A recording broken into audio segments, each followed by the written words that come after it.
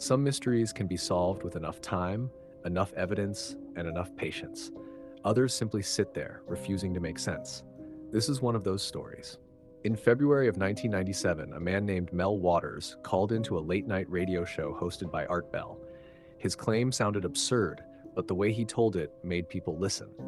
On a piece of land near Ellensburg, Washington, Mel said there was a hole, not a mine shaft, not a well, just a perfectly round hole, roughly 9 feet across, lined with stone and apparently bottomless.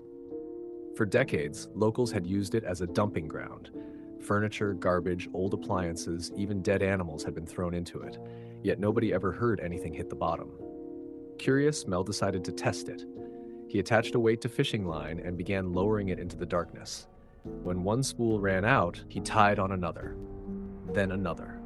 By the time he stopped, more than 80,000 feet of line had disappeared into the hole, over 15 miles. The weight never touched bottom. Even stranger, animals refused to go near it.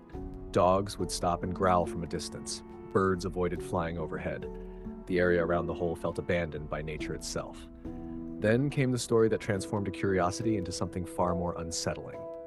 A local rancher claimed he had thrown his dead dog into the hole. Days later, while walking through nearby woods, he saw the same dog alive and healthy. The animal still wore its collar, but when the man called its name, the dog simply stared at him and walked away. As Mel continued discussing the hole publicly, he claimed strange things began happening. Unmarked vehicles appeared near his property. Helicopters hovered overhead. Government officials reportedly restricted access to the area and offered him money to leave.